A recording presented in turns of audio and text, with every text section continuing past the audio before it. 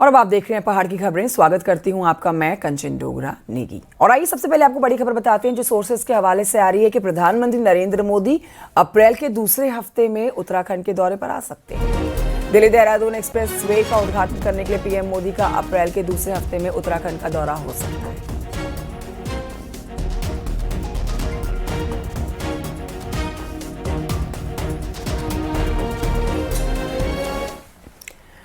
मुख्यमंत्री पुष्कर सिंह धामी सोमवार शाम को काशीपुर से सड़क मार्ग होते हुए खटीमा पहुंचे और इस दौरान पूरे रूट पर उनका तस्वीरें आपके सामने उनके स्वागत की। जगह जगह पर उनके ऊपर पुष्प वर्षा हुई है, जोरदार तरीके से उनका ये स्वागत। जहां पर कई जगहों पर आप देखिए ये एक बड़ी विशेष माला पहनाने के साथ बुलडोजर से उनके ऊपर पुष्प वर्षा करते हुए लोग नजर आए हैं। समर्थकों ने फूल मालाओं के साथ पुष्प वर्षा की है। जगह जगह पर भारी भीड़ से मुख्यमंत्री का निकलना मुश्किल हो गया। मुख्यमंत्री ने भी अपने कार्यकर्ताओं समर्थकों का ये अभिनंदन स्वीकार किया। न सिर्फ कार्यकर्ता बल्कि आमजन भी यहाँ पर पहुंचे हुए थे। खटीमा में सीएम धामी का ये जबरदस्त स्वागत हुआ है। दो तस्वीरें आपके टेलीविजन स्क्रीन पर।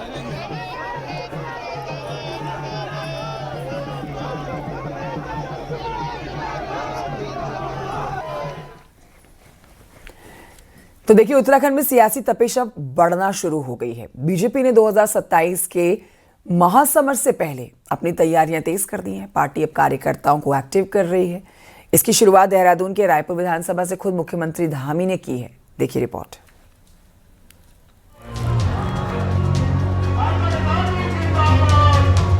रायपुर विधानसभा में बीजेपी का ये सम्मेलन सिर्फ एक बैठक नहीं बल्कि 2027 के चुनावी अभियान का ट्रेलर है।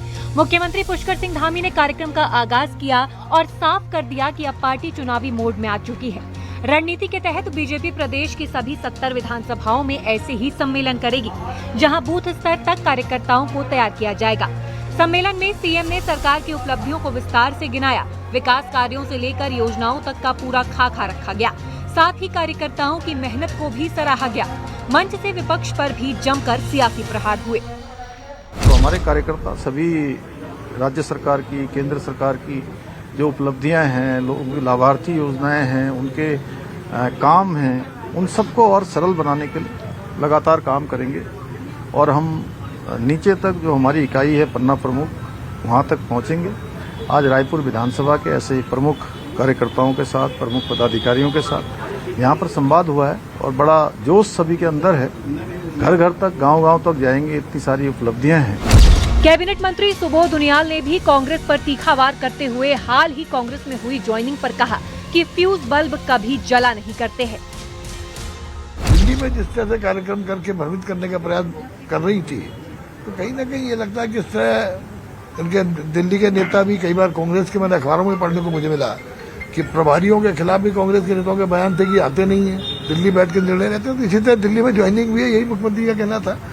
और बहुत स्पष्ट है कि फ्यूज्ड बल्ब, चाहे वो इस दल में हो चाहे उस दल में हो, फ्यूज्ड बल्ब जला नहीं करता। सम्मेलन में सिर्फ राजनीति नहीं बल्कि चुनावी मैनेजमेंट का भी पूरा पाठ पढ़ाया गया। कार्यकर्ताओं को एसआईआर की बारीकियां समझाई गईं कि कैसे जनता तक पहुंचना है, कैसे विपक्ष के सवालों का जवाब देना है और कैसे सरकार की उपलब्धियों को प्रभावी तरीके से रखना है। कुल मिलाकर बीजेपी ने 2027 की लड़ाई से पहले सियासी वार्म अप शुरू कर दिया है। न्यूज 18 के लिए देहरादून से सुनील नवप्रभात की रिपोर्ट।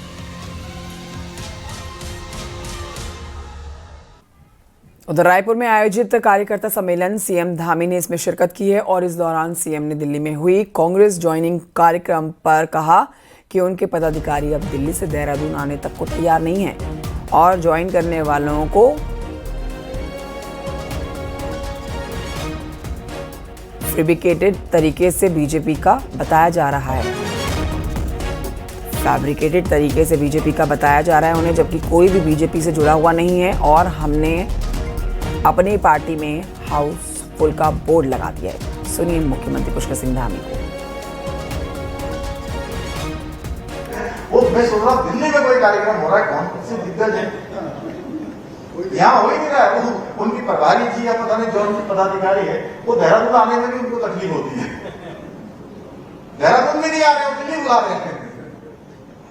मैंने शामिल होने जा रहे हैं। मैंने भी सोचा पता नहीं एक बार को मेरे पास भी न्यूज आई तो मैं भी थोड़ा थोड़ी देर के लिए मैंने कहा लग रहा है कौन शामिल हो रहे हैं, इतने बड़े कौन दिग्गज हैं। बाद में देखा जब नाम आए, एक भी भाजपा का वर्तमान में सदस्य नहीं है, एक सदस्य नहीं है। अरे कोई 5 साल पहले पार्टी से निकला हुआ है, कोई चुनाव हार के निकला हुआ है, कोई किसी आरोप में निकला हुआ है, कोई किसी और में निकला हुआ है, ये फैब्रिकेटेड चीजें हैं। और हमने तो अपने यहाँ के हाउसफुल का बोर्ड लगा रखा है। देहरादून में चर्चित रिटायर्ड ब्रिगेडियर हत्याकांड में अब पुलिस ने अभी तक 4 आरोपियों को गिरफ्तार किया है, लेकिन इस केस में जो सबसे बड़ी गिरफ्तारी हुई है वो है जैन जी बार के मालिक संदीप कुमार की गिरफ्तारी। जांच में खुलासा हुआ है कि फॉर्च्यूनर में बार कर्मचारी सवार रोहित कुमार और मोहम्मद अखलाक उर्फ साबिर सवार थे। उनके पास अवैध तमंचे थे। ये तमंचे अवैध बार मालिक संदीप कुमार ने उन्हें मुहैया कराए थे, यानी कि जिस जगह ये विवाद हुआ वहीं से हथियार भी सप्लाई किया गया। एसएसपी ने बताया कि जैन बार में आदित्य चौधरी, शांतनु त्यागी, कविश त्यागी और उनके साथियों का बार कर्मचारियों से विवाद हुआ था, जिसके बाद ये खूनी खेल सड़कों तक पहुंचा है। पुलिस ने इस मामले में रोहित कुमार, मोहम्मद अखलाक उर्फ साबिर, संदीप कुमार, आदित्य चौधरी को गिरफ्तार किया है। ज़्यादा पैसे को लेके इनके बीच में जो झगड़ा हुआ था उसमें जो क्लब के जो लोग हैं, क्लब के मालिक, मैनेजर और लोगों ने इनके साथ मारपीट की थी। उसी का बदला लेने के लिए सुबह मॉर्निंग तक इन लोगों ने उसका वेट किया और जब सुबह ये अपने उस क्लब को बंद करके जा रहे थे और इसी रोड रेज में ये सारी घटना हुआ है। अभी आज हम लोगों ने 4 लोगों की अरेस्टिंग की है, जिसमें इस जैन जी क्लब का जो मालिक है संदीप, उसको भी हम लोगों ने अरेस्ट किया है। साथ में जो अभियुक्त हैं और दूसरा जो पक्ष है उसमें एक व्यक्ति आदित्य चौधरी, उसको भी अरेस्ट किया गया है। उसके जो साथी हैं, अभी 3 उसके साथी हैं, उनके फरार चल रहे हैं 4।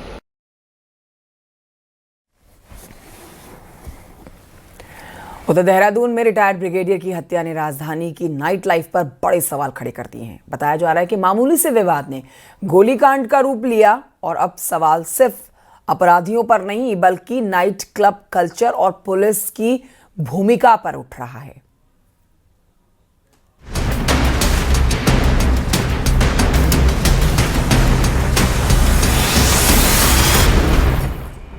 देहरादून के मसूरी रोड स्थित एक नाइट क्लब में रविवार रात को 2 पक्षों के बीच विवाद हुआ। सूत्रों के मुताबिक विवाद की वजह एक युवती बताई जा रही है। क्लब के कर्मचारियों ने किसी तरह बीच बचाव कर मामला शांत कराया, लेकिन विवाद यहीं खत्म नहीं हुआ। एक पक्ष क्लब से बाहर निकलकर कर्मचारियों का पीछा करता हुआ जोड़ी गांव तक पहुंच गया, जहां फायरिंग के दौरान एक गोली रिटायर्ड ब्रिगेडियर मुकेश जोशी को लग गई, जिससे उनकी मौके पर ही मौत हो गई। हम लोग बात करते हुए जाए थे, अचानक देखा बहुत तेजी से 2 गाड़ियां वहां से उस रोड पर चले आ रही थी।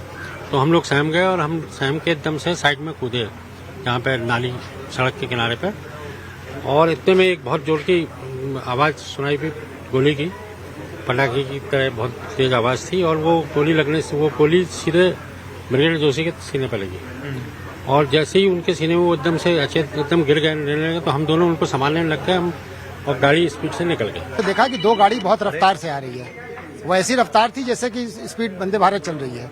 हम लोग किनारे आने की और कोशिश किए नाली की तरफ, तब तक एक आवाज आई पटाखे की और मैंने देखा कि हमारे जो 7 ब्रिगेडियर जोशी चल रहे हैं वो गिर गए। तब तक गाड़ी निकल गई, जब तक उनको हम उठाएं या सीधा करें वो फ्रंट हो गए। देहरादून में नाइट क्लबों की बढ़ती संख्या और उनकी मनमानी अब बड़ा मुद्दा बनती जा रही है। नियमों के मुताबिक क्लबों के संचालन का समय तय है, लेकिन हकीकत ये है कि कई क्लबों में देर रात नहीं बल्कि सुबह 4-5 बजे तक डीजे और पार्टी जारी रहती है, जिससे न सिर्फ कानून व्यवस्था पर असर पड़ रहा है बल्कि अपराधों को भी बढ़ावा मिल रहा है। देहरादून में ये कोई पहला मामला नहीं है जब नाइट क्लबों से जुड़ा विवाद खूनी घटना में बदला हो। सवाल ये है कि क्या क्लब मालिकों को नियमों की कोई परवाह नहीं और क्या पुलिस की निगरानी सिर्फ कागजों तक सीमित है। कानून व्यवस्था का ही नहीं, सवाल ये भी है कि आखिर में नाइट क्लब यानी कि जो ये जैन जी क्लब है ये सवेरे तक आखिर में कैसे चल रहा था, क्योंकि एक टाइमिंग बॉन्ड होता है, एक तय समय से आगे नहीं चला सकते, तो ये नाइट क्लब कैसे सवेरे तक चल रहे थे जो इस तरीके की घटना को अंजाम दे रहे हैं। ये देहरादून का एक इकलौता क्लब नहीं है जहां पे इस तरीके की आए दिन घटनाएं देखने को। देहरादून में कई ऐसे क्लब हैं जहां देर रात लड़ाई झगड़े की आम बात हो चुकी है, और देहरादून का ये जो राजपुर रोड है वो क्लबों के लिए बड़ा माना जाता है, और यहाँ पे सबसे ज्यादा नाइट क्लब भी देखने को मिल रहे हैं। कैमरा सहयोगी दीपक राणा के साथ में सत्येंद्र बर्तवाल, न्यूज 18 देहरादून।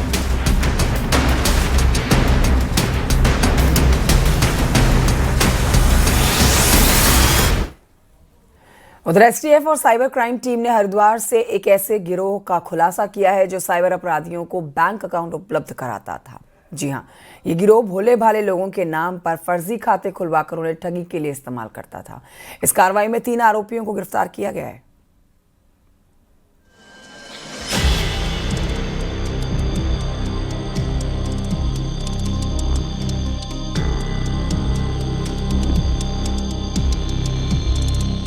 उत्तराखंड एसटीएफ की साइबर टीम ने संगठित साइबर अपराध के खिलाफ बड़ी कार्रवाई करते हुए बैंक अकाउंट उपलब्ध कराने वाले गिरोह के हरिद्वार से 3 आरोपियों को गिरफ्तार किया है। ये गिरोह आम लोगों को लालच देकर उनके नाम पर बैंक खाते खुलवाते थे और फिर इन खातों को साइबर ठगों को सौंप देते थे।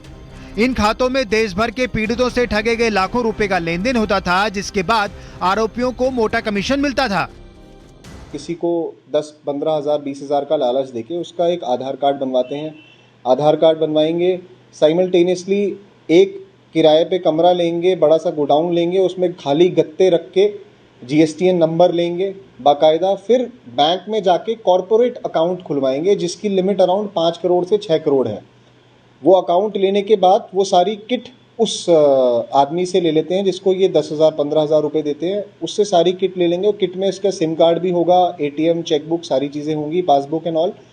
वो किट ये क्या करते थे, बसेस के माध्यम से, बस के ड्राइवर के माध्यम से दिल्ली जो इनके बैठे हुए ऊपर सरगना हैं, जो जिनको ये अकाउंट चाहिए क्राइम, साइबर क्राइम का पैसा घुमाने के लिए, उनको ये ट्रांसफर करते थे। एसटीएफ ने 3 आरोपी रवि, राजन चौधरी और विनीत राणा को हरिद्वार से अरेस्ट किया है। जांच में सामने आया है कि आरोपी फर्जी फर्म तैयार कर उनके दस्तावेज बनाते थे और इन्हीं के आधार पर बैंक में करंट अकाउंट खुलवाए जाते थे। बाद में इन खातों को दिल्ली में भेज दिया जाता था, जहां से साइबर अपराध को अंजाम दिया जाता था। एसटीएफ ने आरोपियों के पास से कई passbook, chequebook, debit card, mobile phone, pen और आधार कार्ड के साथ साथ अलग अलग फर्म की मोहरें भी बरामद की हैं। फिलहाल एसटीएफ अन्य आरोपियों की तलाश में जुटी है और बैंक खातों के साथ डिजिटल सबूतों की गहन जांच की जा रही है। सत्येंद्र बर्तवाल, न्यूज 18 देहरादून। उधर नैनीताल से खबर है, जहां नैनीताल के पास में मुक्तेश्वर और रामगढ़ में गुलदारों का खौफ अब फिर बढ़ गया है। आपको एक वीडियो दिखाते हैं जो ताज़ा वीडियो है, नैनीताल के हरतौला का वीडियो है, धूरा गांव का। गुलदार की चहलकदमी देखिए सीसीटीवी कैमरे में किस तरह से रिकॉर्ड हुई है। चहलकदमी करने के बाद कुत्ते के पीछे पड़ा ये गुलदार और फिर लोगों ने तालियां बजाकर और किसी तरह से डरा धमकाकर इस गुलदार को भगाया है और कुत्ते की भी जान बच गई। घर के बाहर लगा हुआ है सीसीटीवी कैमरा जिसमें ये पूरा घटनाक्रम रिकॉर्ड हुआ है।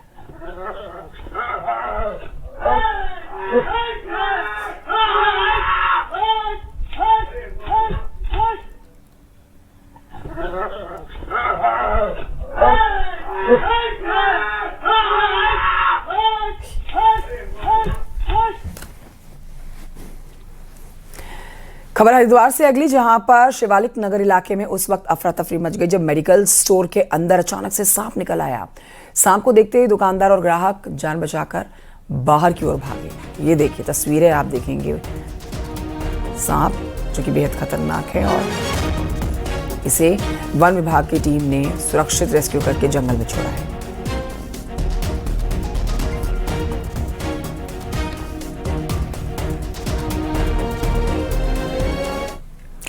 ऋषिकेश के राफ्टिंग जोन गरुड़ चट्टी से जुड़ा एक चौंकाने वाला वीडियो सामने आया। ये वीडियो सोशल मीडिया पर वायरल है। वीडियो में एक युवक पुल से सीधे गंगा में छलांग लगाता हुआ आपको नजर आएगा। हैरानी की बात यह है कि जिस पुल से छलांग लगाई गई है उसके दूसरे छोर पर पुलिस चौकी मौजूद है। वहां हर वक्त पुलिसकर्मी तैनात रहते हैं। हालांकि ये वीडियो कब का, इस बात की पुष्टि न्यूज़ 18 नहीं कर पा रहा, लेकिन ये वीडियो वायरल है और इस वायरल वीडियो की पुष्टि न्यूज़ 18 नहीं करता है।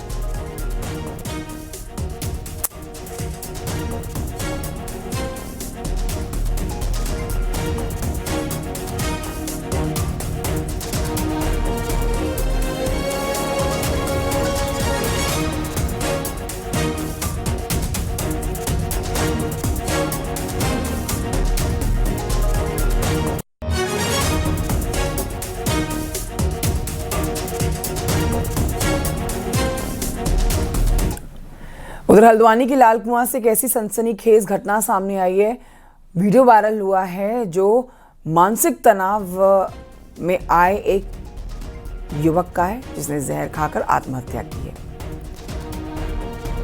बताया जा रहा है कि 27 मार्च को दीपक मेहता की स्कूटी से कच्ची शराब बरामद हुई थी और जिसको लेकर मौजूद लोगों ने उसके साथ अभद्रता की थी और उस घटना का वीडियो बनाकर सोशल मीडिया पर वायरल किया था। दीपक के परिजनों का यह आरोप है कि वीडियो वायरल होने के बाद दीपक तनाव में आया, जिसके बाद उसने जहर खा लिया।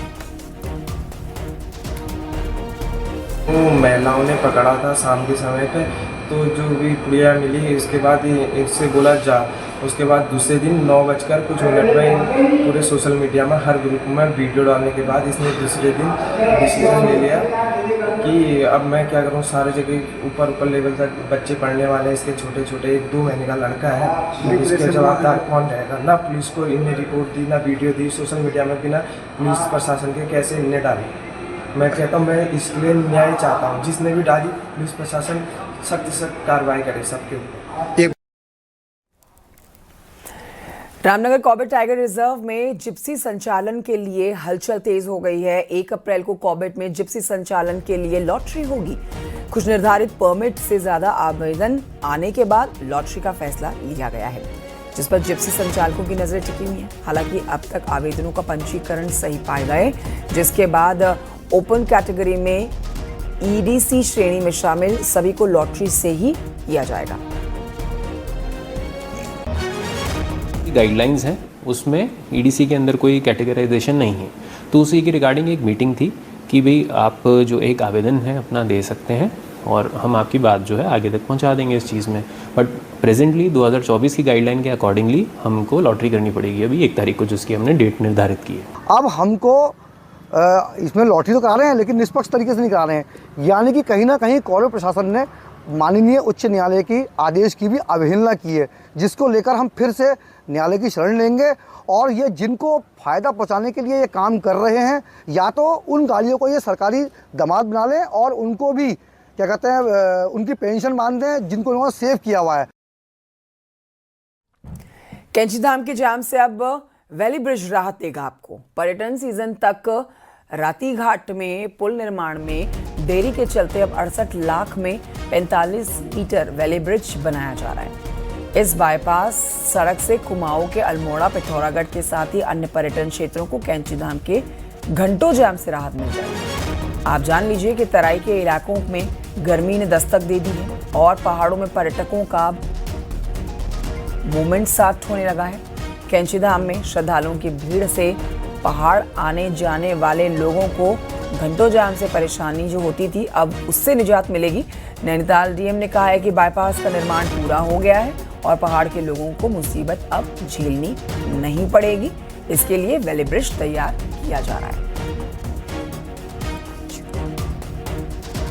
प्राथमिकता है कि कैंचीधाम के बाईपास को सीजन तक तैयार कर लिया जाए। तो जो भवाली बाईपास है वो तो ऑलमोस्ट तैयार हो गया है, संचालन योग्य है। जो राती घाट तक जो हमारा कैंची बाईपास निकलना है उसमें भी कटिंग का काम द्रुत गति से हो रहा है, प्रोटेक्शन वर्क हो रहा है। ईरान युद्ध का सीधा असर देखिए उत्तराखंड की पर्यटन इंडस्ट्री पर भी पड़ा है। कुमाऊं के पर्यटन की रीढ़ कहे जाने वाले होटल और रिजॉर्ट्स कारोबार में गिरावट आई है।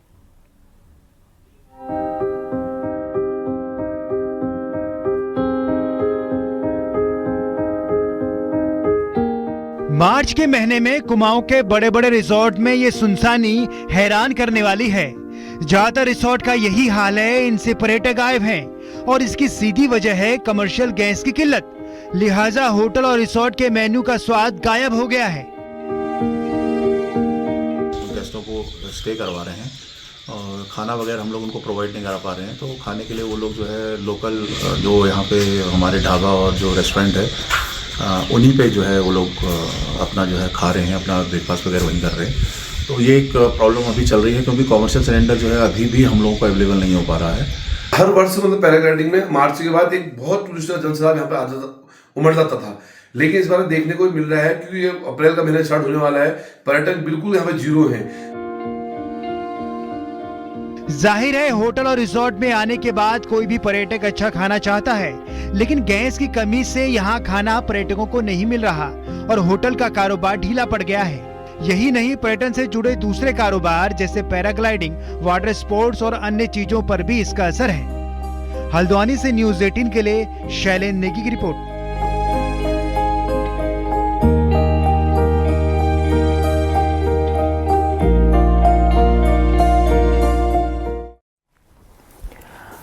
और आइए अब अंत में देखिए पहाड़ की 10 बड़ी खबरें पहाड़ टॉप 10 में।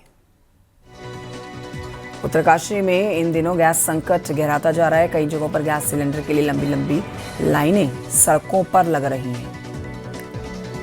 नैनीताल के मंगौली में नई शराब दुकान का महिलाओं ने विरोध किया है। सरकार से अस्पताल और स्कूलों में टीचरों की मांग की है।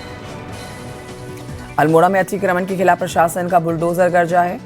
कोसी नदी के पास में किए गए अवैध अतिक्रमण पर प्रशासन ने सख्त कार्रवाई करते हुए अतिक्रमण हटाया है। अल्मोड़ा में सड़कों पर निर्माण सामग्री रखने पर पुलिस सख्त हो गई है। जाखन देवी में एक ठेकेदार का चालान किया। हरिद्वार में आज ग्रीन कार्ड शुभारंभ किया गया है। परिवहन मंत्री प्रदीप बत्रा ने ARTO कार्यालय से चारधाम यात्रा के लिए ग्रीन कार्ड बनाए जाने की प्रक्रिया का शुभारंभ किया। उत्तराखंड में बारिश बर्फबारी का अलर्ट जारी किया गया है। कई इलाकों में छाए बादल, बारिश का अलर्ट, ऊंचाई वाले इलाकों में बर्फबारी की संभावना है। 22 अप्रैल को खुलने वाले केदारनाथ के कपाट की तैयारियां तेज हो गई है। केदार धाम और पैदल रूट से बर्फ हटाई जा रही है। अल्मोड़ा में बीजेपी युवा मोर्चा के नए पदाधिकारी का भव्य स्वागत किया गया। बाजार में कार्यकर्ताओं ने जुलूस निकाला। उत्तरकाशी में फिताड़ी गांव में पिछले दिनों भीषण अग्निकांड हुआ है, जिससे कई परिवार प्रभावित हुए हैं। और विकास नगर के शक्ति नहर, डाक पत्थर पुलिस चौकी और आसपास के इलाकों में जगह जगह पर कूड़े का ढेर, जिससे लोग परेशान।